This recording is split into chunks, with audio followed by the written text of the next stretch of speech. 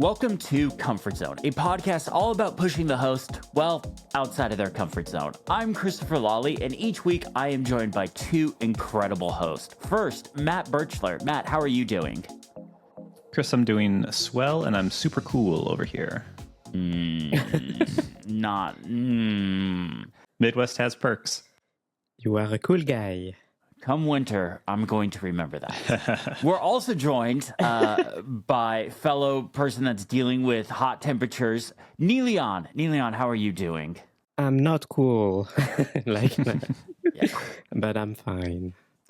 Yeah, so just a little word of warning. This may not be the best audio quality episode. Both Neelion and I are dealing with wild heat temperatures where we are. Where I am today, it will reach 110 degrees Fahrenheit. This weekend, it will reach 117 degrees Fahrenheit. So suffice to say, I'm going to leave the AC on. I clicked it up. But I'm going to leave the AC on for me, and I know Neelion is going to leave the AC on for her as well. Yeah.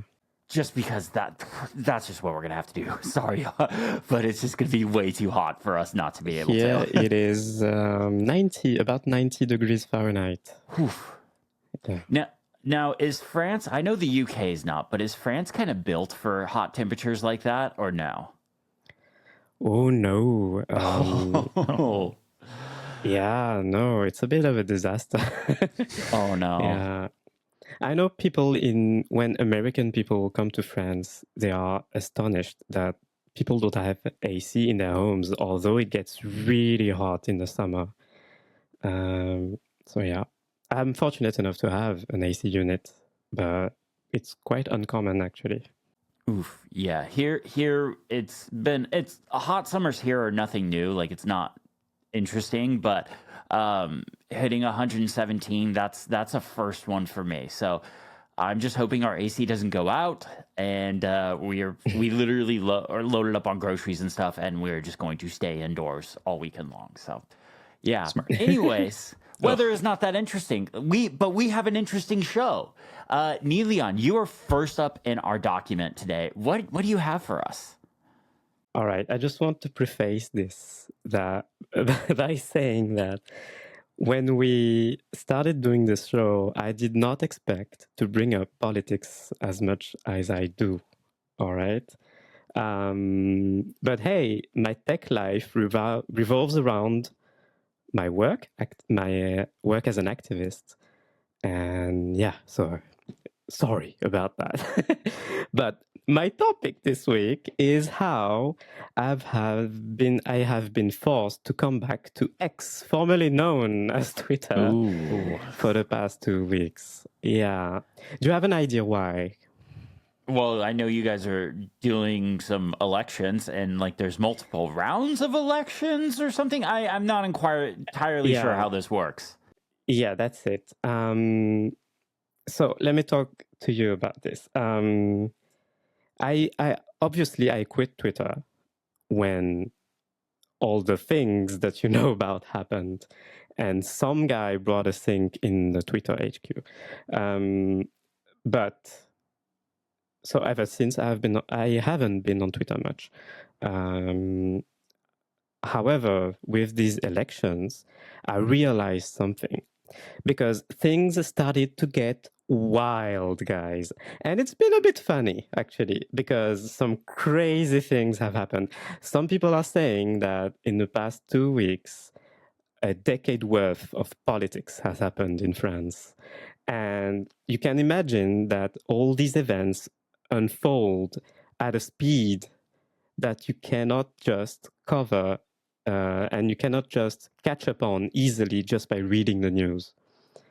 And so I've had an old reflex coming back to me, to haunt me for the past 2 weeks, which is I should just open Twitter and check out what is going on right now at this minute, because otherwise I'm not up to date. I'm not aware of the latest happenings in this crazy campaign. And that's why I've revived my old Twitter account, my big Twitter account, is now gone. I've removed it, it's gone. Hopefully it's gone from their database, but who knows? So I've had to revive an old private account, which I used for close friends on Twitter. So I revived it. I'm not posting anything on Twitter. I'm just using it to read, basically, and also because you cannot use Twitter anymore if you're not logged in. I don't know if you noticed. If you Yep. were sent a link Yeah. to, if you were sent a link to X, formerly known as Twitter, recently, you may have noticed that you can't read replies or read an entire thread if you're not logged in, which is the worst. So dumb. It's so dumb. So dumb. But maybe you don't realize the impact that this platform has had on the campaign here in France. Let me give you an example. If you're trying to live without Twitter, if you're trying to just catch up on the news of the day in the evening by reading the French press, right? You will notice that every single story that it is being written and published in the press has one source, nothing else than one source, and that is X, formerly known as Twitter. Because every candidate, I believe there were over 1,000 candidates because it's a legislative election, so yeah, every constituency has a bunch of candidates. Every candidate in the country has used and uses today X, formerly known as Twitter. I'm going to say that every time, by the way, sorry. To publish statements, to say whatever is on their minds, and I think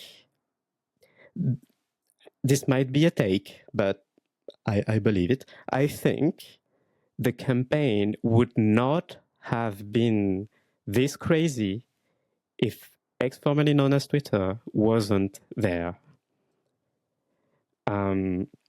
One crazy event that happened, let me tell you about it very quickly. The Conservative Party, Les Républicains,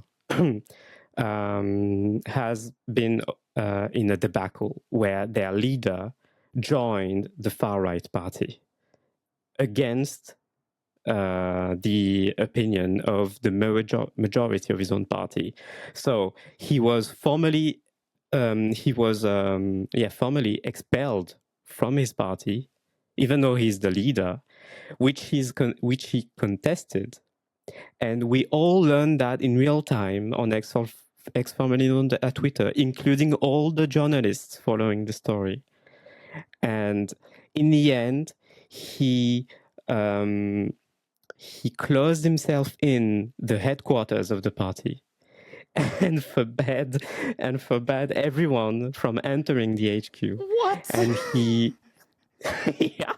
And we were seeing this unfold in real time where there were journalists outside the HQ filming his window on the first floor, and he was waving out of his window from inside his locked HQ while all the members of the party were outside of the HQ trying to get in. And my guys, the videos that were swirling around of every member of this party having having their own take and trying to get in. There was a crazy video where the vice leader of the party tried to get in because she finally found a key to the front door. And she was not able to open it. She had to be helped by a bunch of people to open the door while the leader was still locked in. While the leader was still locking himself in his office on the first floor. That was crazy. Final thing, this week, my organization that I work for, we published a statement. It's a significant statement, and because we announced that we are determined to challenge the French government in court for something really important. Won't get into the details, but we had to get this press release out there, right? So we did it both ways. We went the traditional way, which is when you have a press release, just send it to the press, right? So we have obviously a big file of journalists, of press media, and we sent out our press release hoping that it would pick it up. And of course, no one picked it up. A few hours later, we posted the same press release on X, formerly known as Twitter. And oh my God, it was suddenly picked up everywhere. Huh. So it is just a dramatic example of journalists have not moved an inch away from Twitter, from X, formerly known as Twitter. They are still using that platform as their main source of info, as their main way of keeping up with events, and so are everyone that need to be. So are every person, people that need to be up to date as well. So that includes people like me, activists that need to be kept up to date too for their work, and political personalities as well. So that's where we are, guys. I think I wanted to bring this up as my weekly topic because I think we tend to forget. I mean, I don't, but I think people tend to forget, especially in the tech bubble, how dramatically still important that platform is today. And oh boy, it's dramatic that it is because nothing works on that thing. And yeah, something I've noticed is since I left the platform is the prevalence of community notes. Are you aware of those? Yes, I see those on like Reddit all the time where like there's like a subreddit called Get Noted where like funny people like funny like community notes show up on there where correcting people and stuff like that. Yeah. So that's been super prevalent here during the campaign because, of course, when candidates say things on their account, they are really widely shared and they have a voice because those get picked up immediately by the media, as I said. The amount of community notes that were put in the wild on that platform, and those community notes have an immense relevance as well because those also get picked up by the media. So there's this story that keeps unfolding itself where some guy posts something and then gets community noted, which then gets picked up again, which then he says that community note is false, although it most always is true. But yeah, I could rant about this, but yeah.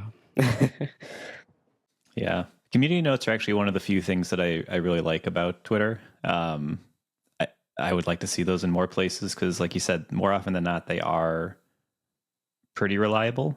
I think they do come from a generally like a diverse group of people who tend to only agree on things that are more than likely true. But other than that, yeah, I was definitely surprised to see this as your topic today. Like I remember when I joined Mastodon back in like 2016, but I didn't really use it. It didn't really click with me until I also left Twitter in 2022. And Neelian, I remember you were one of the people who like I followed early on and were very helpful in helping me understand Mastodon, understand like some of the things that I was confused about, some of the things that didn't work for me. And so, yeah, I was surprised to see Twitter is your topic this week. Yeah, obviously I'm going away as soon as this blows over, but yeah. Yeah, I was kind of surprised as well to see Twitter as your topic. Is it so? Basically, what I have heard, and I've only logged into Twitter 2 or 3 times since I've left the platform. Like when I said I was leaving the platform, that was the last thing I said on the platform. I borrowed the thing from Federico and John. I made my profile icon black and white. Like I couldn't make it more clear that I'm not there, but there was a couple of things that were sent to me and it required me to log in that I wanted to check out. So it was annoying, but those few times I logged in, it just looked like it was just spam bots and people just trying to pull a fast one on other people. Like, it was just scams and spam bots and everything. And like, Yeah. honestly, a lot of the people that I followed that I really enjoyed aren't there anymore. They're either on Mastodon or Threads or both of those. Yeah, and I think you're making a great point because in this campaign, Twitter has contributed immensely to amplifying the voice of basically the fascists, right? The far right. As you know, when you got a blue check mark on Twitter, when you pay, your replies are at the top beneath every post. Which means even if you're looking at a post from a decent person who is saying something decent, and right underneath, or every time, always, you get some truly awful things that are being written and that are amplified by Elon Musk, basically, and the system he put in place. Yeah, that's when they destroyed what a blue check mark means, what verification means, and they're like, anyone can have this, and also your stuff gets amplified. That kind of destroyed the platform. Like that was when it's no longer Twitter. It's no longer what that like that. It just drives me nuts. So like my account is still active, specifically because, you know, I used Twitter for years, probably a decade or more. Actually, I know it was more than a decade. But links to my Twitter account are all over the internet. So I don't want anyone else to be able to go and scoop that up and, you know, act like they're me and do things that aren't so great. Because there's no way I could find all the links to my Twitter account on the web and like scrub them clean. Like, so it's just one of those things. It's like, I just want my account to stay there and just be dormant and not let anyone take it over. Yeah. So anyway, that was it. Okay. So Matt, what do you have for us this week? All right. So I have something totally different.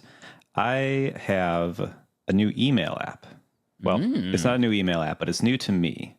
And it's called Superhuman, which I'm guessing a lot of people listening to this have at least heard of about this app and probably know two things about it. I'm guessing the two things you know are it's very expensive and it was an early personal email app to do read receipts. And they do that by like an invisible pixel in the email that lets the sender know when the receiver opened the email.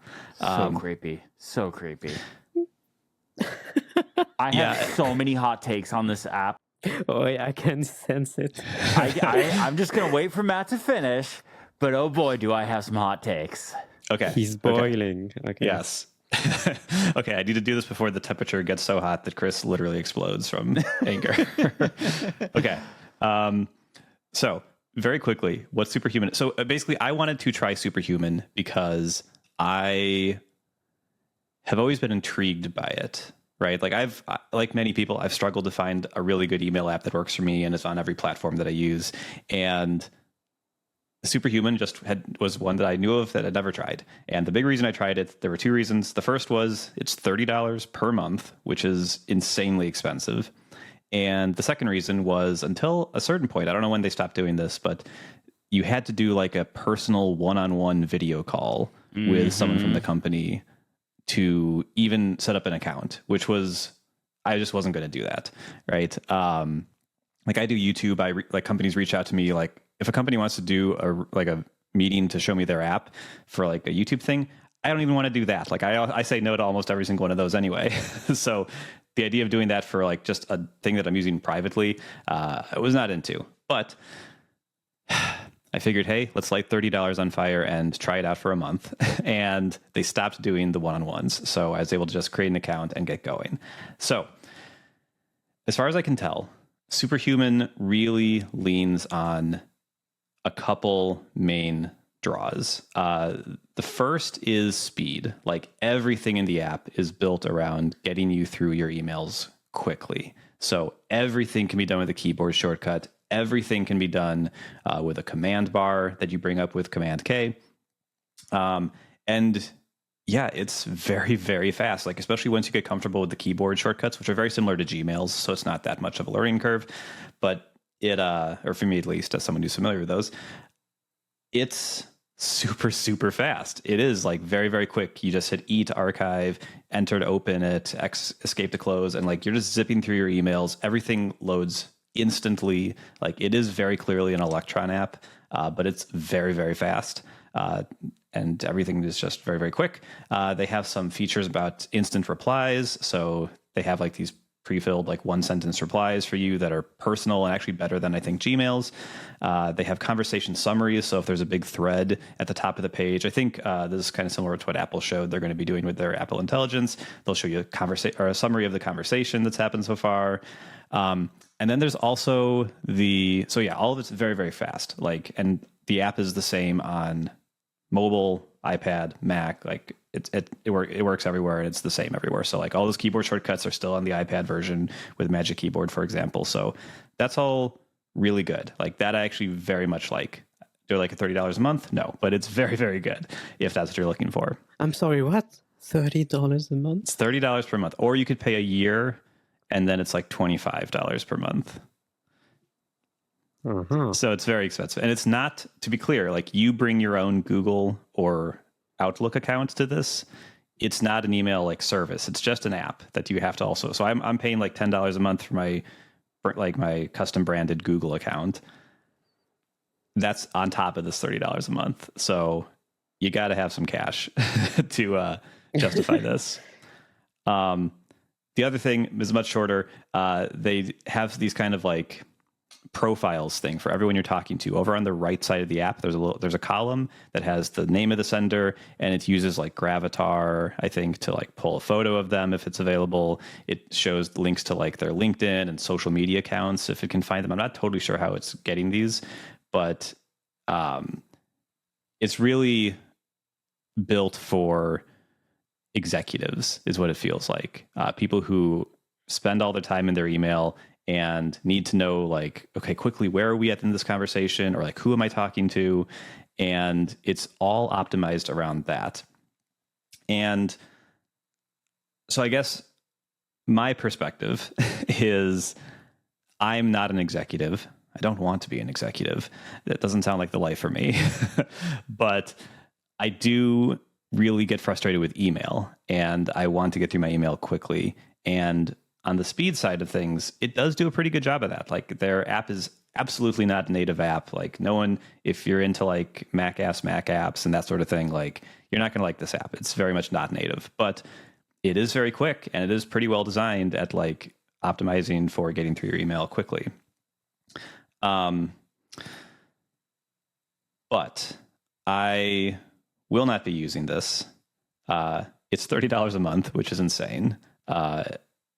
So even if it was the greatest thing in the world, I don't think I'd pay for it. I think if it was $10 a month, I'd be tempted, but even that's quite a bit. And the thing I wanted to maybe talk about after Chris rants is I almost think with this tool, the expensive price of it, the $30 a month, which, like, Nelia, and you were like, sorry, what? It costs how much? Like, I almost think that's part of the appeal of the app. Like, I think if it was $100 paid up front, or if it was $10 a month, it wouldn't have the reputation that it has, the cachet it has. Like, the fact that if you're someone who thinks of yourself as very important and needs to get through emails, or forget the first part. Like, you are someone who needs to get through your email inbox quickly. Your time is valuable. I think the idea that I'm paying a lot of money to get this done has kind of an appeal. And like, it's not something everybody's using. It's not something that just every random person can try out and use and stuff. Like, it's exclusive. It's an exclusive tool that I am using to really optimize my productivity, right? And so I don't know if I can't think of any other products exactly like this, but it is interesting. Like, the thing that drew me to this kind of was how the heck are they charging that much for it? How is it possibly worth that amount of money? And after using it, it's not magic. I do get why people like it, but I think if it wasn't this expensive, I would have tried it 5 years ago and like, oh, it's okay. And then I would have stopped using it.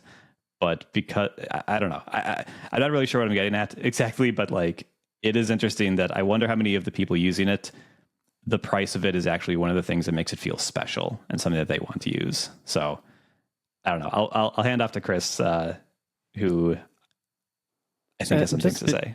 Just before Chris says something, Yeah. to me, it feels like, looking at screenshots and the website and everything, it feels like if Newton, do you remember Newton? There was a mail service as Yeah. well. Oh, yeah. Client, I guess, yeah.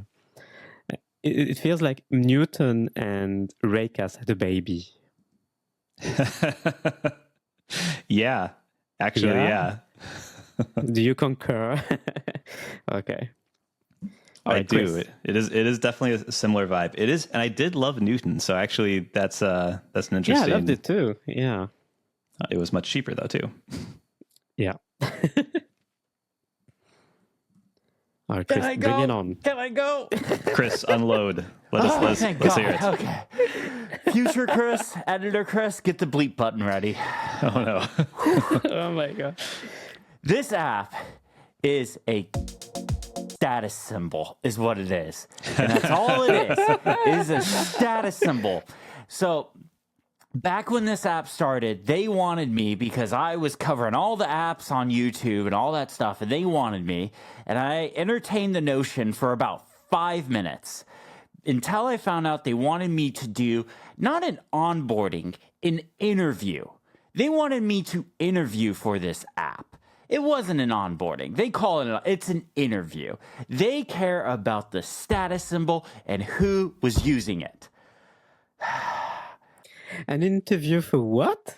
They want you to interview to be able to use the app. They What? No, I am not doing that. They want CEOs and social media people and all that stuff to be seen using their app, and that's why they are essentially the blue check marks of Twitter, but for email clients. Like they want.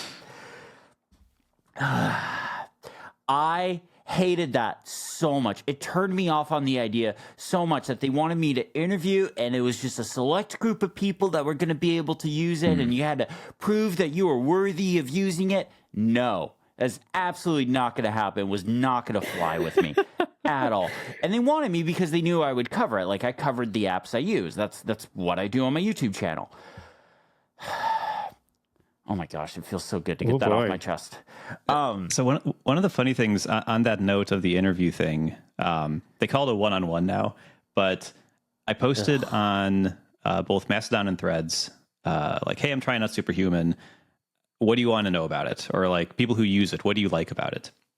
And I actually had numerous people reply who are fans of it and do use it, who said you really should do the one-on-one to like understand their thought process around the app and how to get the most out of it. And I thought that was really, like, I haven't done it, so I can't say how it is, but I did think that was interesting that just like normal people who I know are not executives, are not like CEOs or anything, were like, yeah, that was actually a really nice thing that I got out of it. Is it a sect or something? It's more like a cult. No, so I Oh, like that's Matt. the word. Yeah.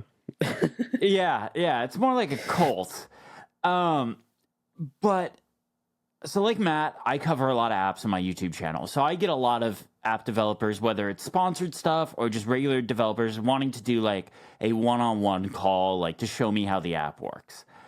And I used to say yes to those because I was like, oh, maybe there's some hidden stuff in here that I might find. I never get shown anything that I can't figure out on my own. I highly doubt their one-on-one call would be that beneficial. It really feels like, we want the CEOs of all these big companies to come in and use them so we can say that, oh, hey, so-and-so company use it. Let's just be honest. Somebody in Twitter uses us kind of thing. Like, yeah. Like, I refuse to say the other word that they actually are now. I'm so like, no, and all the stuff that's on your list, Matt, that you like about it, I am able to do with a combination of Apple Mail and SaneBox, or now with the Apple Intelligence stuff and the new mail features that are coming. I think they said later this year. I know it's not coming in September because it's not in the betas right now, but I know it's coming later this year. But like, none of this stuff is particularly special. And I am somebody that gets tons of emails. I responded, I'm going to pat myself on the back here right now. I responded to over 100 emails yesterday alone.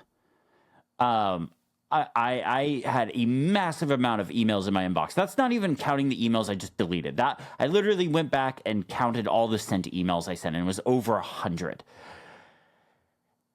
Jeez. None of this stuff is special. That sounds like a nightmare to me. It is. An email is my personal hell. I hate email. I hate dealing with email. If you email me and I don't respond, it's nothing personal. It's just I get too much email and I just can't deal with it all. And I'm not going to hire somebody to deal with my email because I just don't see a benefit in dealing with it. Like it's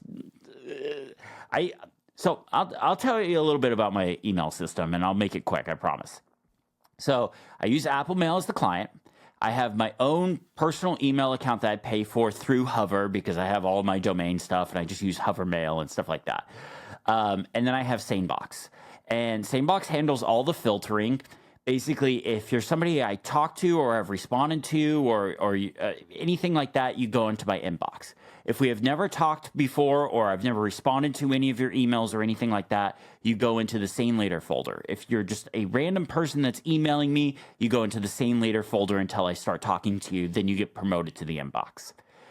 And then all the newsletters get filtered into the Sane News folder. And then there's the Sane Black Hole one, which because I have a public email address that you can get from YouTube or my website or something like that, all these scrapers have got that email address and put me on so many lists. I get literally hundreds of emails a day. So that black hole feature is really important for me. So I block a ton of email.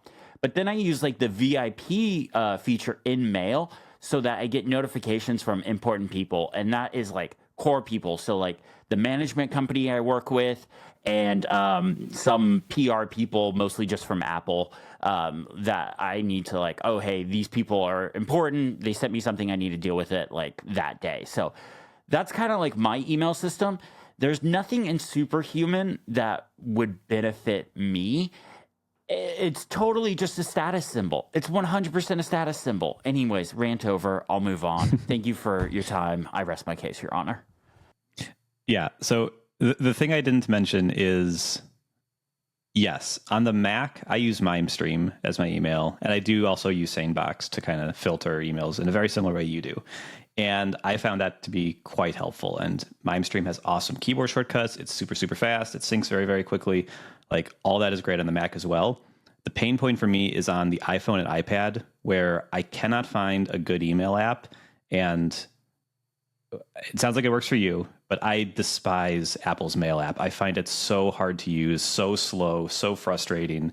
Like it doesn't work for me.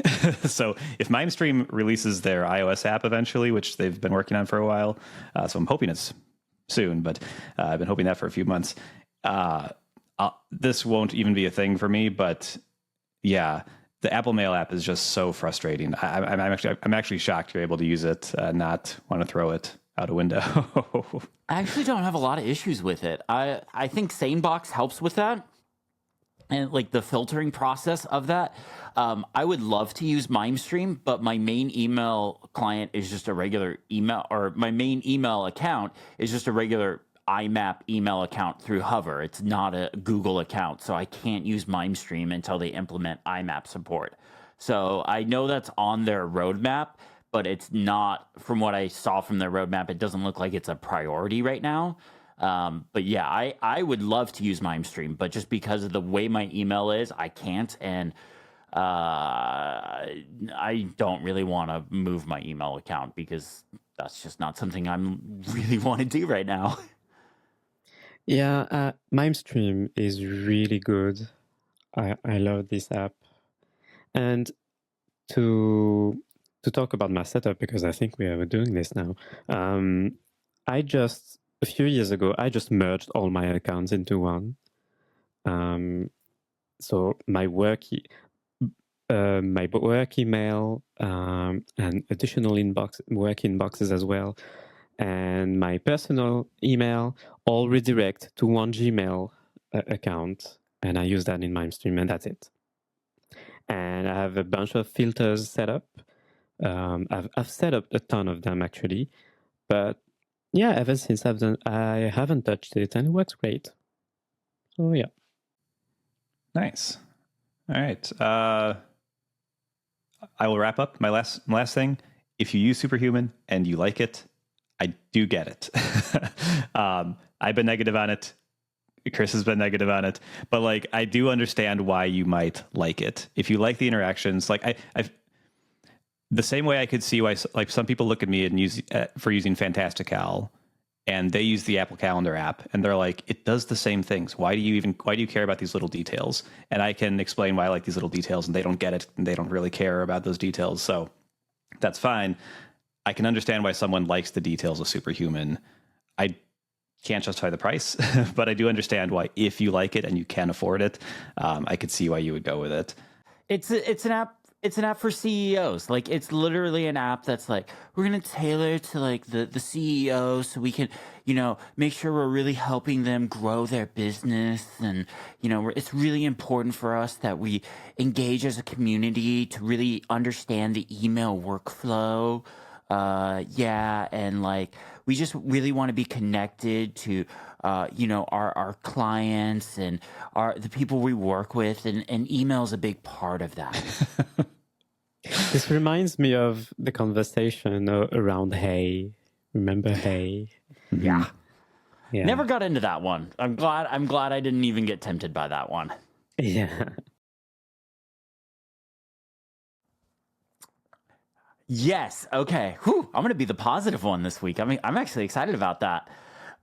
So this week, this one's a little cheating because I did this a few weeks ago, but it's been something that I've been wanting to talk about on the show. So it's not exactly, I'm kind of cheating. It's not exactly something I did this week, but I did play around with it a bit more to optimize it. But it is the Deco TP-Link Wi-Fi 7 router system.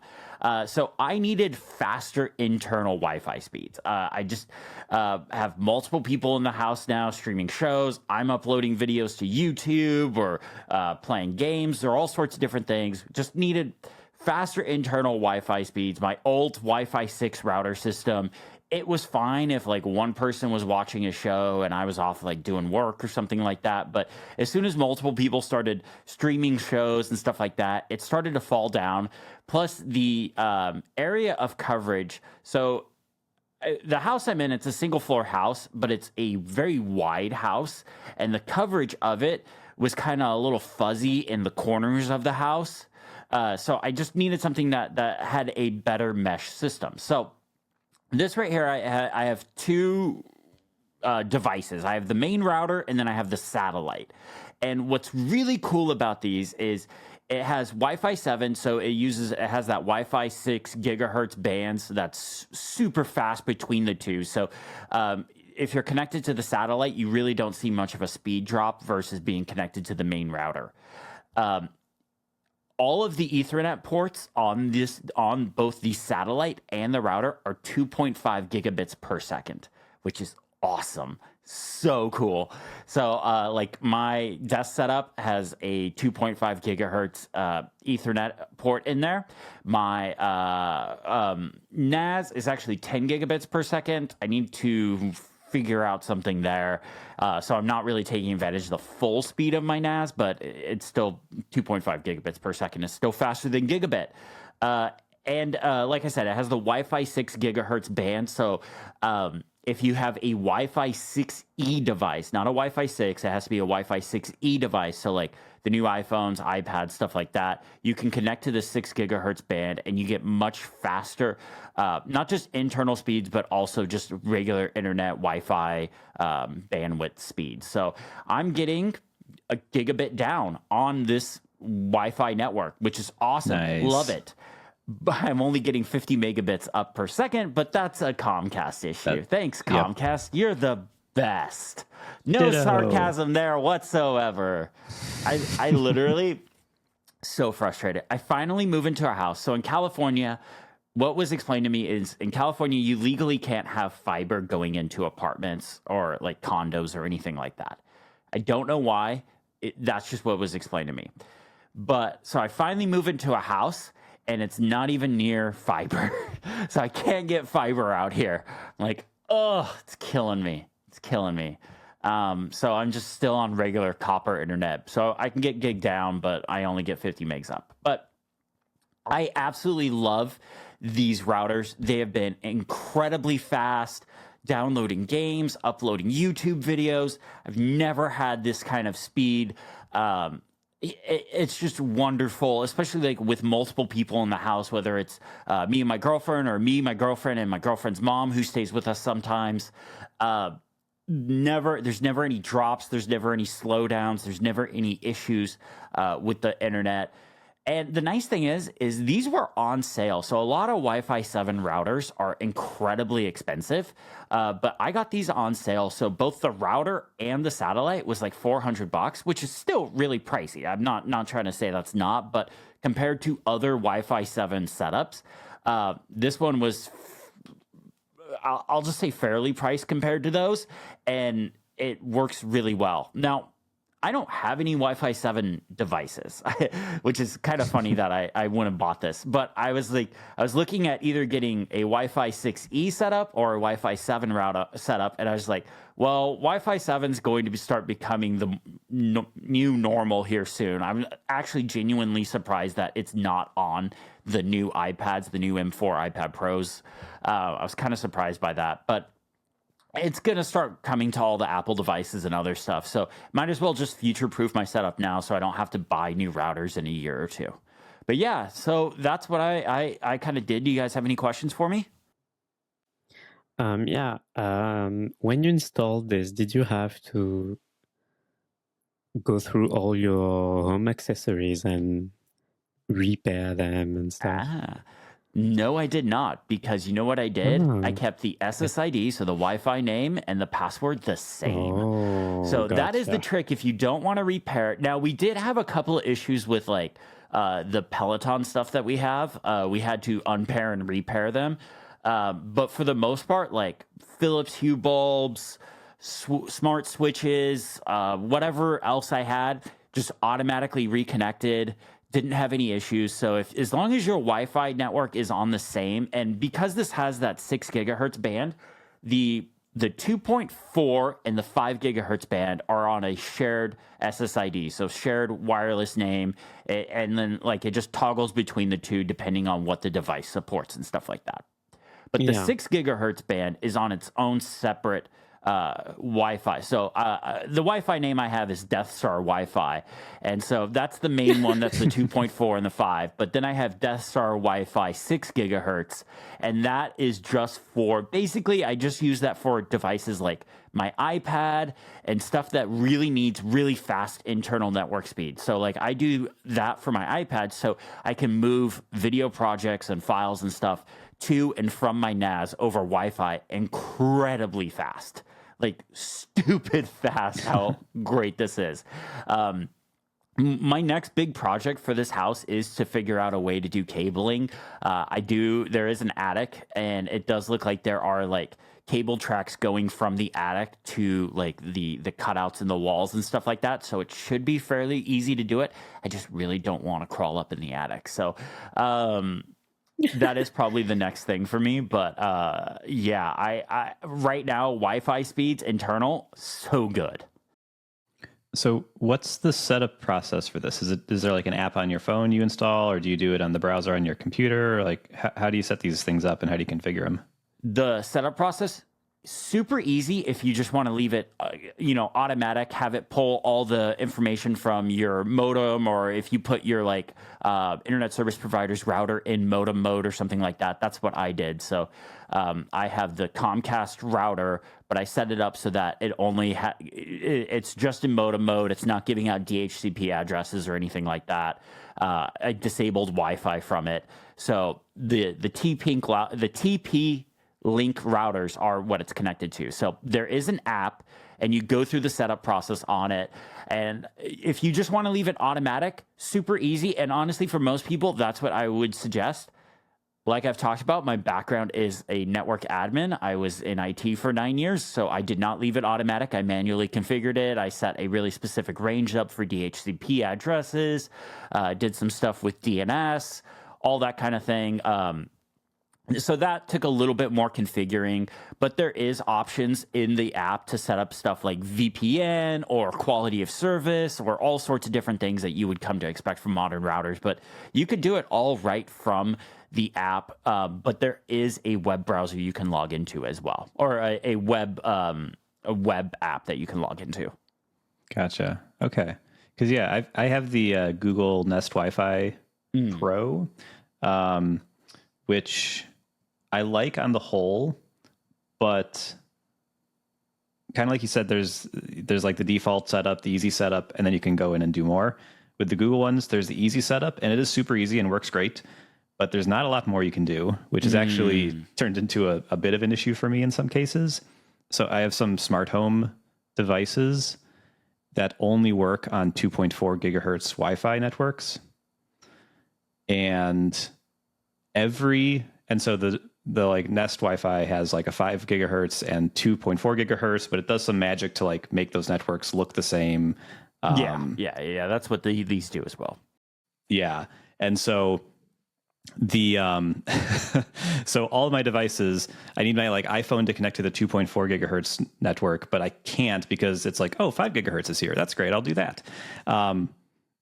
So anyway, so these devices aren't pairing, and the workaround that people online had, since you can't like just separate the 2.4 out, which hopefully you can do on these TP links, and honestly would be maybe enough for me to think about getting something like this, is you need to get far enough away from your router that the network is so weak that it falls back to the 2.4 gigahertz mode. So like they're saying, if you're setting up a smart accessory, here's what you do. You take it outside into your yard. You walk as far away as possible until you have 1 bar of Wi-Fi. Then that will be the 2.4 gigahertz network. And then you set it up from there. And I can't believe this. Oh my God. Are you not worried? Yeah, are you not worried that Google is going to stop supporting this product? Like everything else they make. Yeah. Not really. I don't know. They've been doing it for a long time, and like, even if I lose the app, like they're just dumb routers. They would still function. Okay. So I'm not super worried about it. But I don't know if I'll be getting them again. I'm also seeing these have 4 Ethernet jacks on the back of each one. The Google ones have 1, which is honestly almost a crime. Yeah, that's not okay. Yeah, and the Ethernet ports on the back of these, they are all 2.5 gigabits per second. They are not just gigabit. A lot of routers that I was finding would have like one 2.5 gigabit per second port, or if you wanted to spend $1,000, they might have one 10 gigabit per second port, which I did not want to spend that kind of money. So I'm really happy with like the port array. And one thing they do have on the back, and I think it might just be on the main router, I don't remember if it's on the satellite or not, but there is a USB port. So you can do like sharing of USB printers and stuff like that, which most printers have Wi-Fi now and AirPrint and all that stuff. But what you can plug into it is an external hard drive. So you can actually set these up to use specifically for Time Machine. Like it's in the app that you can set up a external drive as a Time Machine drive and use that to back up your Mac over the internet to an external drive and not have to constantly plug in and unplug an external drive. That's pretty cool. Yeah, these are far more technically advanced than I've ever had. They look great. They look kind of cool too. They almost look like Kleenex boxes. What do these remind me of? Oh Oh, that's true. I'm seeing it now. Yeah. Yeah, the only thing is I wish they weren't white. So I have one in my entertainment center, like in our living room, and it's kind of like with the Xbox and PlayStation, which I got the black cover for the PlayStation and all that stuff. So like it's all right there. So the fact that this is white, because it's also next to the Apple TV, it kind of just sticks out. So I'm like, I just wish it was black. I do have the stuff to paint plastic black. The I forget what it's called, but it's not spray paint, but it kind of looks like spray paint. But it's specifically for painting plastic. So maybe I might do that. I don't know. We'll see. Just embrace it. Put it on display somewhere. It looks nice. I don't like these kinds of things to stick out. Like we have home decor stuff that I'd rather stick out. I'd rather this stuff just kind of blend into the background. Oh, one thing I will say that's really nice about this. You can turn off the LED lights. So the satellite one is in my mother-in-law's room or my girlfriend's mom's room. And I can turn off the LED lights. So because they are kind of bright. So that way it's not keeping her up at night. Love that feature. Every tech product that has LED lights should have that. I literally have a roll of gaffer's tape in my closet that I bought just to cover up LED lights. Because like my old router didn't have that feature, and that LED light was wildly bright. So yeah, turn off LEDs. Oh, can you hear it? Can you hear it? Ooh, what's that? Challenge. Do you hear the crowd. people sing? Oh, wait, that's the wrong thing. So the challenge this week was Neon's. Blah, blah, blah. My bad. Yeah. I totally just tripped all over my words. We'll leave that in. Neon, the challenge this week was yours. What did you have us do? Yes, I asked you to start journaling for a few days and throw in a twist if you can. Nice. Obviously, I already journal on a daily basis, so I also went in and tried to throw in a twist in my habit. Nice. Matt, you're up first. What did you do? So, I did no personal journaling. Okay. Again, because I'm an emotionless husk of a human. But what I did do is I started writing some stuff down. So I used a Sidekick notepad, which I really like. I don't take a ton of notes, and I got one of these just because I liked how it looked. I do a little bit with it, but started using it for notes and started using it for work notes, actually. So I'm doing a lot of worky things. I'm using the SEO or CEO email app, and then I'm taking notes about my job. So what I did on Monday of this week, I wrote like, what do I want to get done? Big picture this week. What are the things I want to like be thinking about this week? And then at the start of each day, I wrote down like a list of a couple things I wanted to keep in mind that day. And I already did some of this, like the daily things. I would do this in Things, and I still do that in Things, and I would check them off there. But I wanted to see if writing it down physically and like taking a second away from the computer to think about stuff would be helpful for me. And I don't know if it was. It might have been, but I don't know if it's just because it was new, but it was kind of nice to just like step away from the computer for a second when I was working and think about like what's important right now, what should I be thinking about, and then writing it down and just kind of having that off to the side on my desk while I was working. So yeah, that's what I did. Nice. Sounds good. So I embraced Apple's first-party tools for this. So first up, I use the Notes app and my Apple Pencil. I am not a big handwriting person. My handwriting is kind of atrocious, but one of the new features in iPadOS 18 is Smart Script, which is supposed to be able to clean up your handwriting. Public betas aren't out yet, so we can't go into too many details, but we can talk about like what was in the keynote and stuff like that. So the idea of Smart Script is it's supposed to clean up your handwriting as you know, write things out, but it learns your handwriting. So it's not just like replacing what you hand wrote with like a font that looks like handwritten text. It's actually like learning and just kind of cleaning up and like straightening things out. So works pretty good. I'll have more to say on that soon. Hint, hint, something is coming. Something big is coming that I'm very excited about in a couple of weeks, but can't talk about it just yet. But that worked out really well. I mostly just kind of like wrote out like, hey, here's all the things I want to accomplish today, or here's the stuff I did yesterday. Here are the things I need to do today, and like all the tools and gear or stuff I might need to order to accomplish, you know, the task for the rest of the week and stuff like that. And I enjoyed it as kind of like a way to like start my day and just kind of like set almost a goal for the day of like the things I want to get done. And that was really nice. I like that. But I also used the journal app as well. And the journal app is great for taking photos, locations, and people that were, you know, in events and stuff and group all that together. So, for example, this week was my girlfriend's birthday, and Sunday night we went out to a really nice dinner with some friends and her mom and stuff like that. And we took photos. There's location stuff. People obviously were there. So I wrote a little bit about that in the journal app. It grouped it all together, and you could just pull up the photos and see that in the event. I went back and did like it pulled a few more events for me that I didn't actually write anything for. So it pulled like WWDC. I pulled that and like wrote about that, put some photos and stuff in there.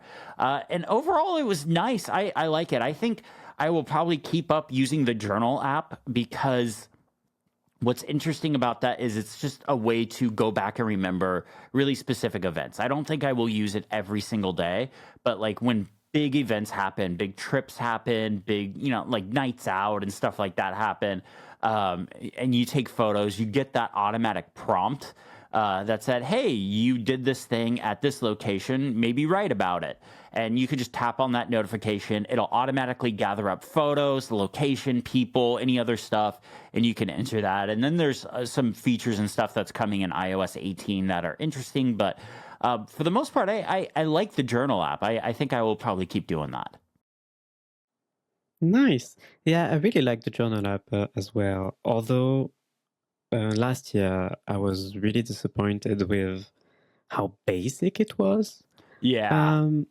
But yeah, they announced a bunch of nice things with iOS 18. Just not iPad support. Yeah, I was about to say I would migrate if it was on the iPad and the Mac, but yeah.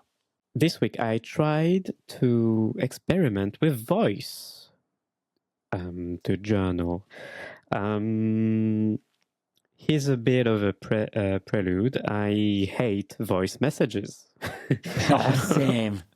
If you send me a voice message, I won't listen. I will not listen if you send me a voice message. Luckily now there's transcripts for them, but if you send me like before there was transcripts for it, I'd just be like, what did you say?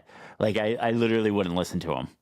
Exactly, yeah. Transcript is the key. So I tried to journal with voice with this in mind, that this podcast is called Comfort Zone. So I should try this because this is probably the thing that I would hate the most. I hate receiving voice messages, and I hate recording voice messages. So I tried to do to it 3 different ways. I tried to use the journal app to record entries in there. You can record audio in the journal app, and that works fine, although it's really basic. Like, can't do much with the audio recording afterwards. And yeah, I guess it works, but it's not as great as it could have been. But you did highlight, Chris, that the journal app has the capacity to bring things together in a nice way, like your photos, your events, people you've met, music you've listened to during the day, and it's actually pretty nice to be able to just add a voice note on top of that with your feelings, how you felt about a specific set of things that's in this entries in this entry. But still a bit too basic. So I went back to my favorite app, which I use, which is Day One. Day One lets you record unlimited voice messages in length. Like you can do an hour in length if you want, but they do have a limit if you want transcripts. If you want transcripts, you have to record a voice message that's less than 10 minutes, I believe.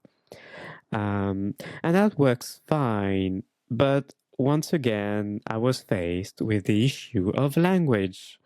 The transcription works with the language that you set on your phone. So I use my device in English, and everything's in English on my devices. But I would like to journal in French. I journal in French usually. That's what I use as a language for my personal feelings and stuff. So I would like to speak into my phone in French and have a transcript. But unfortunately, unless you change the language of your phone, it doesn't work. You gotta choose. I tried just changing Day One to French. And I think this is buggy because of the beta. So I'm not going to dig too much at this, but yeah, it's a bit of an issue.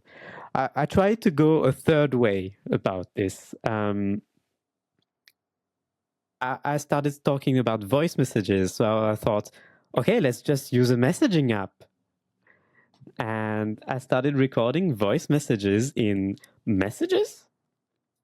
And that went awful.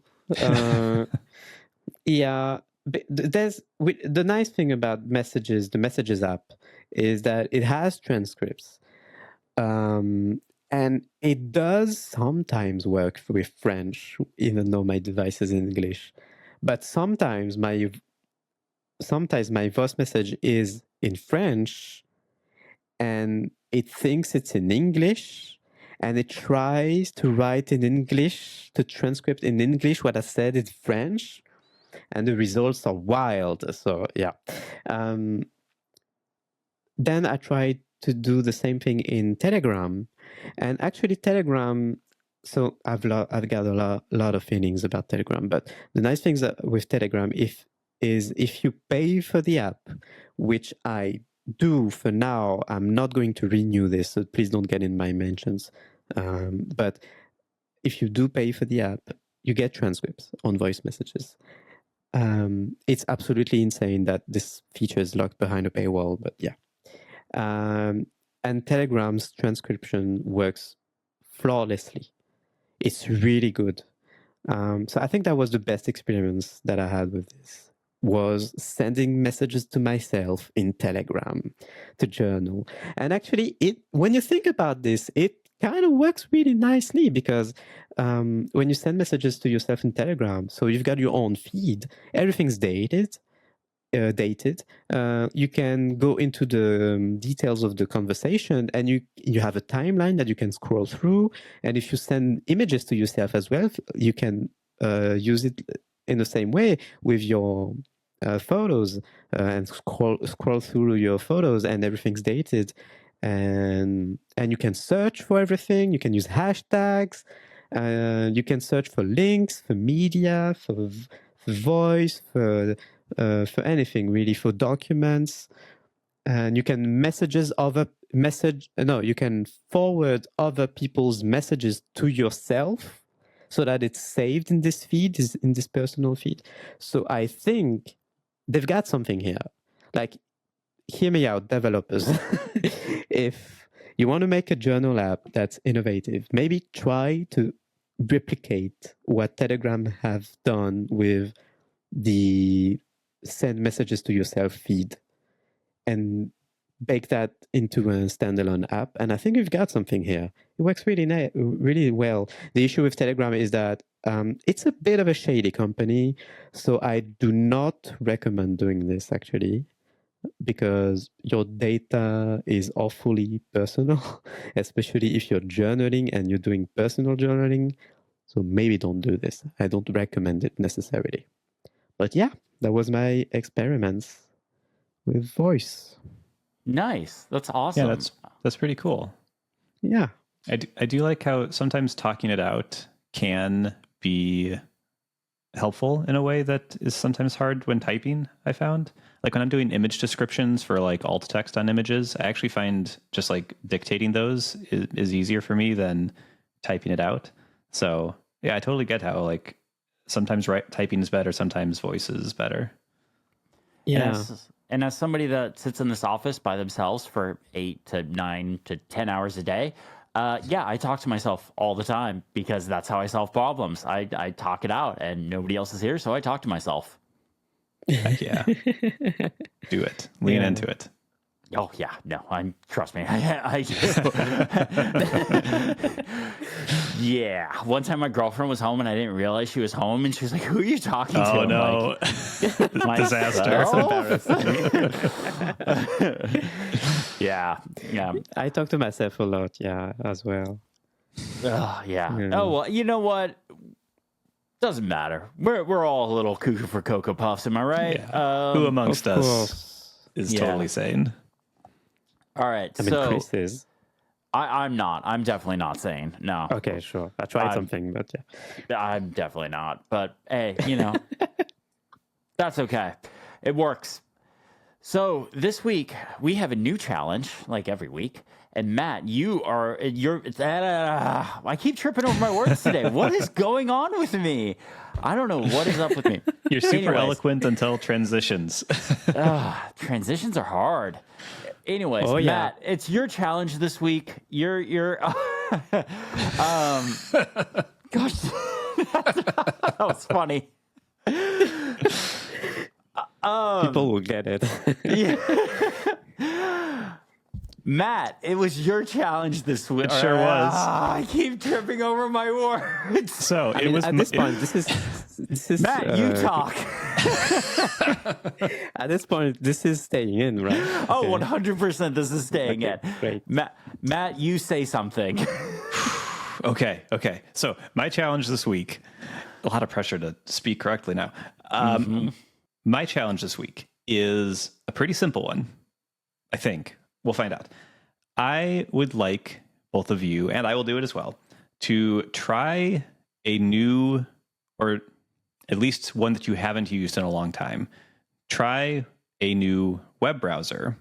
Ooh. And make it, ideally, I would like you to make it a default on at least one of your devices. You don't have to use it everywhere, but maybe change it on your phone, your main computer, whatever you want. But I want you to really give it a shot. And the homework portion of it is next week, you must come with one feature, at least one feature, that you really like about it and wish that whatever browser you normally use had or did in a better way. I like this. I like so we can't just pick browser, right? I mean, you could, but they're not going to pass the homework. So it's going to be an issue. Yeah. Well, if I have to use it for a week, yeah. Okay. All right. No, I will fully embrace this. I will change the default browser.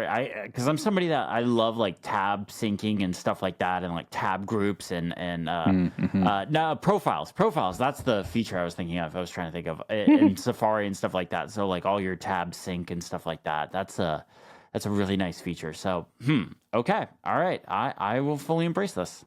So to set up for next week, I guess. You don't have to decide what browser to use yet, but like, what do you use today? So I use Safari on my iPhone and iPad, and I use Arc on my Mac. Chris, it sounds like you use Safari everywhere. Yeah, Safari iPhone, iPad, and Vision Pro. So technically, I do on my Mac Mini I use for recording. I technically use Edge because I needed a Chromium browser for Riverside. So. Challenge complete. No, I'm just kidding. No, I won't do that.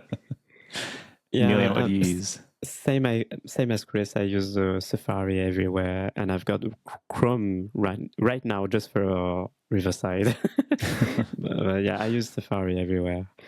I was on Arc for a while on the Mac, but I kind of hated it at some point, so I went back to Safari. Yeah. Okay, fair enough. Well, Arc is slightly on thin ice with me in general, so that's part of the reason for this challenge is to see if there's another browser that whose company doesn't annoy me like the browser company does right now, even though I love their Mac browser. They rose so high just to fall. And like I never gave Arc a shot because like the Arc browser that is on the Mac is not the one that is on the iPad and iPhone. So I was like, I'm not gonna, like, if I can't have the actual real experience, I'm not gonna even bother trying it. So yeah. Interesting. Sweet. So I hope you guys have fun with it and try something new and interesting. There's a billion browsers out there, so hopefully we don't all pick the same thing. Year of Opera. No, aren't they problematic now or something? I don't remember. So we'll figure. Every single browser is problematic for one reason or another. We're going to do our best. Okay, we will do our best. Okay, cool. All right, well, that just, again, I messed up the transition. I don't know what's going on with me today. I can't speak. Okay, well, that just about wraps it up for this episode of Comfort Zone. Nelion, tell people what you're up to this week and goodbye. All right, this week, actually, when this episode comes out, the election is over. Wait. Oh. So, yeah, tune in to my Mastodon account for my thoughts on this. And find me on Mastodon, at Nelion. And Matt, tell people what you're up to this week and where people can find you. So I remain on summer break, so I have nothing interesting going on, but I'm always writing at birchtree.me. So I love that you're saying this every time. I know. I'm going to have to switch up this question. And Chris is like twisting the knife. So you're not up to something, right? Yeah, Chris is like, I am super busy. I'm so productive. And I'm just like, do guys, something already. I'm taking a few months off. This podcast is my only dedicated work. I need like a stick or something I can poke you with. Like, do something. Do something. You should try an app that randomizes a set of questions. Maybe date questions or something like that. Yeah, that I could. I could build a shortcut for that or something. But there you go. I am doing a super secret, top secret video filming something that requires travel, which is not something I normally do for videos. I'm very excited about it. The two of you know about it, but everyone else will be surprised. I don't think it'll be out by the time this episode is out, but it'll be out shortly after on my YouTube channel. So I'm very excited about that. And you can find my YouTube channel on YouTube. Surprise, surprise. Christopher Lawley, Lawley. Thank you all so much for listening or watching, because there's also a video version of this podcast. And a special thank you to Mac Stories for hosting us. We are a Mac Stories podcast after all. Thank you all for listening and have a great day.